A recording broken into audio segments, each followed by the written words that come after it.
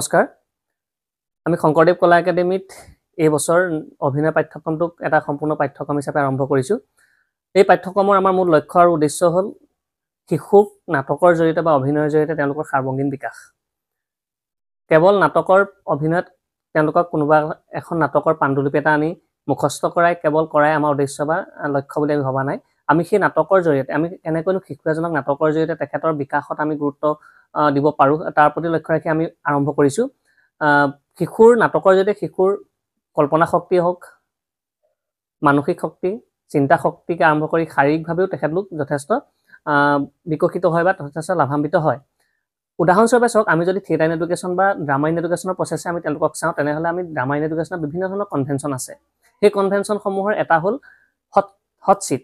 আমি হটচিট ব্যৱহাৰ কৰিও তেওঁলোকৰ বিভিন্ন ধৰণৰ লাভালাভ কৰিব পাৰোঁ। বিশেষকৈ হটচিটৰ জৰিয়তে আমি কোনোবা এজন ছাত্ৰ বা ছাত্ৰী বা প্ৰশিক্ষাৰ্থীৰ কথা কোৱাৰ কৌশল বা কথা ক'বলৈ, কোনোবা এনেকুৱা শিশু থাকে যি কথা নকয়, মানুহৰ আগত কথা ক'বলৈ ভয় কৰে বা কিবা এটা চিন্তা বৰ বিশেষ ধৰণৰ তেওঁলোকৰ চিন্তা শক্তিটো চবৰে থাকে চিন্তা শক্তি, কিন্তু হ'ব নহ'ব সেই তেনেকুৱা ধৰণৰ থাকে, মই এইটো চিন্তা কৰিম এইটো ভুল নেকি, সেইসমূহো আঁতৰিব পাৰি খেলৰ জৰিয়তে, অভিনয়ৰ খেলৰ জৰিয়তে। আমি তেনেকৈ ধৰণে ব্যৱস্থা কৰিছোঁ। প্ৰথমে আমি হটচিটৰ জৰিয়তে ব্যৱস্থা কৰিছোঁ। হটচিটৰ জৰিয়তে তেওঁলোকৰ কি হ'ব, তেওঁলোকে কথা ক'বলৈ আৰম্ভ কৰিব, চিন্তা কৰিবলৈ আৰম্ভ কৰিব, ভুলে হওক বা শুদ্ধই হওক কিবা এটা ক'বলৈ আৰম্ভ কৰিব, আৰু সেই যে এটা দুটাকৈ কৈছে সেই এটা দুটাই তেওঁলোকৰ মনত এটা আত্মমনোবলটো বৃদ্ধি কৰিব, আত্মবিশ্বাসটো আনিব যে মই পাৰিছোঁ দেখোন ক'ব, এইটো মই কৈছোঁ দেখোন হৈছে, এইটো দেখোন কৈছোঁ হৈছে। সেই চিন্তা কোৱা, কথা কোৱাৰ বিকাশটো তেওঁলোকৰ দলগতভাৱেও আগবাঢ়ি যাব। আমি তেনেকুৱা ধৰণৰ লক্ষ্য ৰাখি আমি কৰিছোঁ। আহকচোন আমি এই হটচিটটোনো কি অকণমান তাৰে আভাস লওঁ।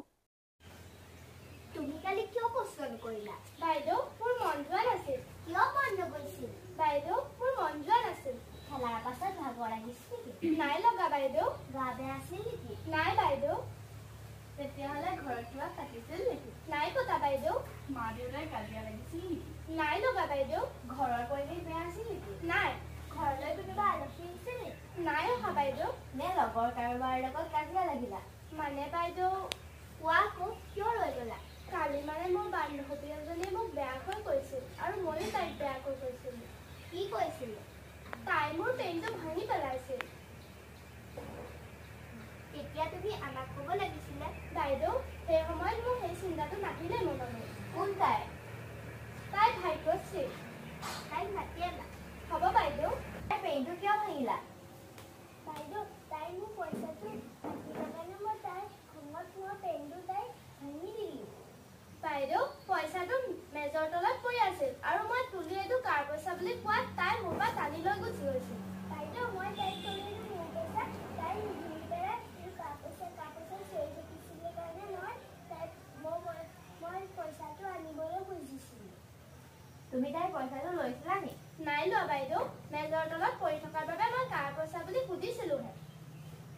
তথাপিও তুমি তাইৰ পেনটো ভাঙিব নোৱাৰিছিলা।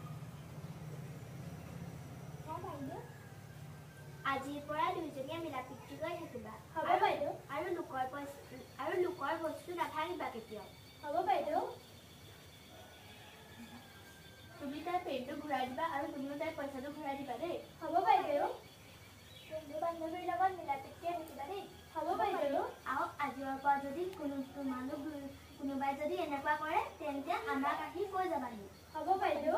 আৰু তোমালোকে ইমান দম কৰিব নালাগিছিল নহয়, তাই পইচাটো লৈছে যেতিয়া তোমাক দিলেহেঁতেনে আকৌ, তুমি তথাপিও তাইৰ পেনটো কিয় ভাঙিলা বাৰু? তেনেকুৱা কৰিব নালাগে নহয় লগৰ ল'ৰা ছোৱালীৰ লগত। হ'ব বাইদেউ।